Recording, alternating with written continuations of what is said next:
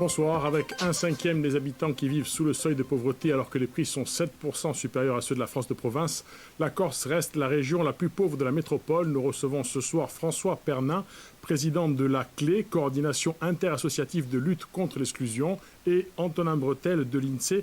Bonsoir à vous deux, merci. La semaine dernière, la 29e campagne des Restos du Cœur s'est ouverte. En 2022, il y avait environ 3000 bénéficiaires en Corse. Cette année, faute de moyens, le barème a été revu. Un cinquième des personnes auparavant aidées pourrait ne plus l'être si aucune aide n'était apportée. On écoute deux interviews réalisées à Bastia par Sybille Brunberg, une maman bénéficiaire et une bénévole. Quand on remplit un caddie, on en a tout de suite pour... déjà pour 100 €, on n'a rien du tout dans le caddie. On n'a absolument rien. Donc maintenant, tout est hors de prix. Enfin, je veux dire, il y a tout qui s'ajoute. Il y a l'alimentation, les factures, absolument tout, quoi. Les vêtements, tout. Voilà. Donc, heureusement qu'il y a les restos. Les gens se retrouvent avec beaucoup plus de difficultés suite à l'inflation en particulier.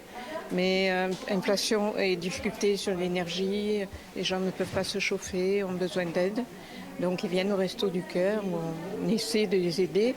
Mais c'est vrai que le national n'avait pas prévu, que c'était difficile à prévoir aussi, un afflux aussi important de familles. Et avec l'inflation pour l'achat des produits, puisqu'ils achètent les produits au niveau national et ils nous les adressent, eh bien ça a mis l'association nationale en difficulté. Voilà. Alors François Pernin, comment est-ce qu'on arrive à dire à une famille « on vous a aidé, on pourra peut-être plus vous aider cette année » ? Avec beaucoup de larmes dans la gorge. Je suis là en tant qu'acteur de terrain et surtout témoin de toute l'action des acteurs de terrain, associations, rassemblés par la CLE et d'autres, et travailleurs sociaux. Ce qu'on observe, c'est une dynamique d'élévation de la pauvreté d'année en année qui a soudain pris un coup d'accélérateur par cette inexplicable inflation attribuée au Covid et à la guerre en Ukraine. Et cette pauvreté, elle s'est approfondie pour ceux qui sont touchés. Ils sont de plus en plus touchés. On a écouté cette femme qui donne ce témoignage. Et rien de plus fort que ça. Ça va au-delà de toutes les paroles. Merci pour ça. Elle s'est étendue dans la durée. Ça va durer beaucoup plus longtemps pour les familles touchées. Certains ne s'en sortiront pas et vont transmettre la pauvreté à leurs enfants. Elle s'est surtout étendue à des couches de population qui jusque-là n'étaient pas touchées. Et face à cela, le secteur social et dans la stratégie de la rustine. Nous avons à nos dispositions un certain nombre de rustines pour des chambres à air de vélo, alors que c'est le Titanic qui coule. Donc je suis là pour dire que fonder toute notre politique contre la pauvreté sur l'axe social, c'est tout à fait insuffisant. Tant qu'on n'aura pas nommé le problème et pris les choses en main au niveau politique, on ne résoudra pas le problème de la pauvreté. On va parler après, on va dire, de la dimension structurelle, mais on va d'abord peut-être accentuer sur cette dimension, on va dire, sociale et présente aujourd'hui. Quand on parle d'augmentation de personnes qui viennent taper à la porte des associations de solidarité, de quoi parle-t-on, par exemple, en 2023 ? Est-ce qu'on sait de combien ces personnes ont augmenté ? D'abord, on parle de la mort. La première conséquence sociale de la pauvreté, c'est la mort. Et c'est l'INSEE qui nous apprend qu'un très pauvre vit 13 ans de moins que quelqu'un comme vous et moi. 13 ans de moins. C'est d'abord ça. C'est des enfants qui sont touchés, qu'on ne décompte pas. C'est des gens qui ont froid. C'est des gens qui ont faim. La faim est apparue. C'est nouveau, ça, chez nous. Et tout repose sur la bonne santé des Restos du Cœur et d'autres associations, elles sont nombreuses, qui font la distribution alimentaire. C'est pas normal. Quand ça brûle à Lille, tout le monde tremble. Notre politique contre la faim, elle ne doit pas être seulement dans les mains des Restos du Cœur qui ont de moins en moins de moyens et d'obliger les gens à leur quêter leur pitance. Ce n'est pas normal. Antonin Bretel, en octobre dernier, l'INSEE a publié un panorama de la pauvreté en Corse. Il y a plus de pauvres dans la population insulaire qu'en moyenne nationale. On y est également plus pauvre qu'ailleurs. Exactement, on a mesuré les taux de pauvreté sur les différents territoires et la région apparaît comme la région de France métropolitaine où le taux de pauvreté est le plus important avec 18,3% de la population qui vit sous le seuil de pauvreté, soit 4 points de plus qu'au niveau national qui est à 14,4%. Les pauvres sont plus pauvres qu'ailleurs. On voit bien que, oui, quand on regarde l'intensité de la pauvreté, c'est-à-dire qu'on regarde la moitié de la population pauvre, on a un revenu qui est inférieur au niveau national sur cette intensité de la pauvreté. Donc oui, la pauvreté est plus marquée ici qu'ailleurs. On voit surtout, et c'est une de nos spécificités assez importantes, que la pauvreté des personnes âgées est particulièrement marquée. On a des taux de pauvreté qui sont supérieurs dans tous les types de ménages et dans tous les types de familles, mais on voit bien que sur les personnes âgées, on a un gros écart. Après 75 ans, le taux de pauvreté des personnes âgées en Corse est 2 fois supérieur au niveau national. Alors comment ça s'explique? On dit souvent la silver economy, les personnes âgées qui ont des moyens parce qu'elles ont des pensions de retraite. En Corse, c'est moins le cas qu'ailleurs? C'est moins le cas parce qu'on a eu aussi pendant de nombreuses années, et ça touche beaucoup les femmes évidemment, qui ont une espérance de vie supérieure aux hommes, mais qui ont surtout eu un taux d'activité, un travail bien moindre qu'au niveau national. Donc on a surtout pas mal de personnes âgées avec des pensions de reversion ou des petites pensions, parce qu'on voit bien aussi que le modèle économique sur lequel se développe notre économie, aussi bien du côté de l'agriculture dans certains endroits ou du tourisme, provoque des petits revenus. François Pernin, vous disiez il y a d'autres profils qui viennent maintenant taper aux portes des associations. C'est qu'il y a des travailleurs pauvres aussi, des gens qui vont travailler tous les jours ou presque, ou du moins à la saison, et qui n'arrivent pas à joindre les bouts. C'est un phénomène nouveau ou ça existait déjà avant? Ça existe depuis très longtemps et ça s'est accentué. C'est-à-dire que des gens qui ont un travail à temps plein savent d'emblée que ce qu'ils reçoivent comme paye pour le mois ne leur permettra pas de boucler le mois. Mais ce que je voudrais dire au niveau des statistiques, c'est qu'on rentre dans la période de Noël et c'est les concerts de Noël. Celui de l'INSEE est très attendu, c'est le plus sérieux, c'est le plus structuré. Il a adopté la forme de la variation sur un thème donné. Le thème donné, c'est la pauvreté. Aujourd'hui, c'est les personnes âgées. Hier, c'était les familles monoparentales. Demain, les jeunes.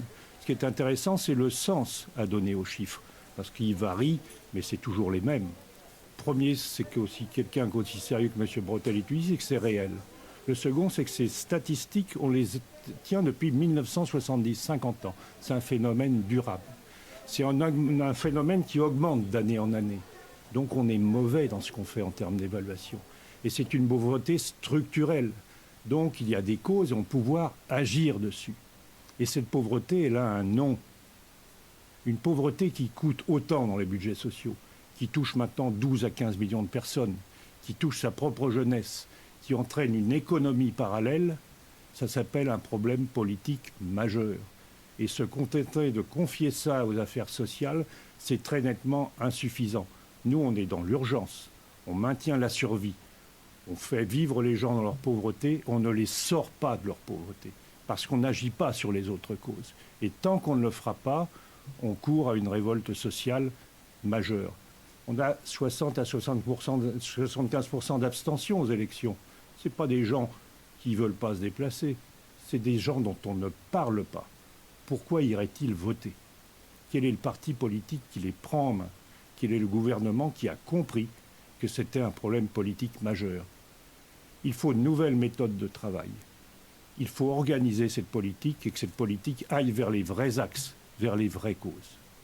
Vous entendez ce propos, Antonin Bretel. Bon, vous n'êtes pas un politique, vous faites un constat, mais tout à l'heure, vous disiez 18% et quelques de gens en Corse qui vivent sous le seuil de pauvreté. Ces chiffres, c'est l'Atlas que vous avez publié en 2023. Il date de 2020 et par la suite, la situation a peut-être empiré. On sait qu'il y a eu la crise en Ukraine, le Covid, l'inflation, la guerre en Ukraine plutôt. Évidemment. On a eu les premiers résultats pour 2021, alors pas pour la région Corse, mais pour le niveau national. Et l'INSEE a publié un INSEE première récemment sur la situation de la pauvreté en Corse, notamment en évolution entre 2020 et 2021. Et il semble que les chiffres soient à l'aggravation, à une augmentation du taux de pauvreté, ce qui n'était pas vu depuis longtemps, et surtout à un creusement des inégalités, puisque dans cette étude, on voit bien que les plus riches se sont enrichis pendant la crise sanitaire en 2020 et 2021, alors que les plus pauvres, eux, se sont appauvris. Alors, l'autre paramètre, c'est la cherté. La dernière étude de l'INSEE remonte à juillet dernier sur les prix. On ne sait pas de combien est l'inflation, mais en tout cas, vous mesurez l'écart de prix entre la Corse et la province. Il est de 7%, mais il est encore plus élevé pour les produits alimentaires, finalement, ceux qui pèsent le plus sur les ménages. Exactement. C'est vrai que c'était une étude qu'on attendait depuis un moment, qui permet d'avoir à un moment donné une comparaison des prix entre la France de province et notre île. 7% en moyenne, mais ça va de 14% par exemple sur l'alimentaire. On paye 14% plus cher en Corse pour les produits alimentaires qu'en moyenne de province. Et il y a d'autres types de consommation. On peut penser par exemple à la télécommunication, où là l'écart est très réduit. Mais sur des biens de consommation courants, ceux qu'on consomme régulièrement et quotidiennement, les écarts sont très importants. Le phénomène est aggravé encore plus dans le rural où, bon, vous le disiez, il y a des pensions de retraite faibles, mais dans le secteur agricole où beaucoup de gens vivent dans le village, il y a aussi ce paramètre-là. Mais les prix sont plus élevés et c'est loin de la ville. Ça aggrave un peu le phénomène. Exactement. Les relevés de prix sont effectués sur tout type de commerce, du marché à l'hypermarché, en passant par le supermarché et l'épicerie. Et on sait bien que plus les commerces sont de petite taille, plus les prix peuvent être élevés. Et les bonnes affaires se font dans les grandes surfaces qui ont des coûts bien plus faibles. Donc on voit bien, quand on regarde la pauvreté, on a une pauvreté qui est concentrée en volume malgré tout sur les agglomérations d'Ajaccio et de Bastia, puisque c'est une grande partie de la population de notre île. Mais on constate une spécificité dans le rural, et notamment avec une pauvreté des personnes âgées, sur lequel viennent s'accumuler d'autres facteurs aggravants qui peuvent être des questions de logement. On a des grosses difficultés aussi en termes de logement, au niveau des prix, au niveau de la suroccupation des logements. Et dans le panorama, on en parle, on fait des fiches qui viennent mettre un peu de chair autour de ces données de pauvreté pour essayer de voir les facteurs qui peuvent aggraver ou non ces phénomènes. Et on voit bien que notamment sur la problématique du logement, on est plutôt dans une région où ce phénomène est aggravé. François Pernin, on sait qu'il y a un secteur associatif développé en ville. Est-ce qu'il y a dans les villages où, on vient de l'entendre et on le sait, il y a des difficultés? Est-ce que là aussi vous arrivez à être présent? Est-ce que les associations de la clé y sont? Pas que la clé, Il y a des antennes, des grandes associations qui vont dans les villages, Restos du Cœur, Croix-Rouge, Secours Populaire, Secours Catholique. Mais une fois de plus, si on répond à la pauvreté par des associations, il faut bien se rendre compte que si on déclare la guerre à la France, on a un ministère de la guerre. C'est prévu. La pauvreté nous a déclaré la guerre. Et pour faire une politique contre la pauvreté, ou bien un pacte des solidarités, il faut qu'on réunisse 5 ministères différents pendant un petit moment, et puis qui s'en vont après. On nomme un délégué interministériel, et puis des commissaires à la pauvreté qui font ce qu'ils peuvent ici. C'est pas sérieux. La pauvreté, c'est beaucoup plus que les associations. Les associations, elles font dans l'urgence. Et c'est l'urgence, c'est l'alimentation, c'est le logement, c'est l'accès à la santé, c'est l'accès à la justice, c'est l'accès à l'enseignement, c'est tout ça. Mais il faut derrière une autre politique et d'autres méthodes. Et ces méthodes, c'est très simple, il y en a 2. On dit souvent que le nerf de la guerre, c'est l'argent. Je suis désolé, j'étais chirurgien, quand je dis c'est qu'un nerf, ça ne me mène pas vers un tas d'euros, ça mène vers le cerveau. Le nerf de la guerre, c'est l'intelligence. Et la deuxième chose, elle est dans notre Constitution. Elle est gravée sur les frontons. Si on n'en veut pas, il faut acheter des marteaux et des burins et détruire les frontons de toute notre mairie. C'est le mot fraternité. Il est dans la Constitution. Le reste, c'est de la poésie. Si on n'en veut pas, il faut déchirer les 2 premières pages de la Constitution. Tant qu'on n'aura pas d'intelligence et de fraternité, on ne fera pas une bonne politique contre la pauvreté. Alors, le paradoxe, c'est que la part des prestations sociales dans le revenu des ménages pauvres est plus faible en Corse qu'ailleurs. Quelque part, question que je vous pose à tous les deux, ça dit que les politiques publiques sont finalement assez peu efficaces. Il n'y a pas de politique publique. Il y a quand même des allocations qui sont versées. Il y a une politique sociale. Mais pour combattre la pauvreté, il faut d'abord répondre à l'urgence. Encore mieux que ce que nous pouvons faire, c'est-à-dire rétablir les services publics dans leur mission. Services de santé qui s'écroulent sous nos yeux, enseignement qui laisse des décrocheurs scolaires trop nombreux, justice, logement.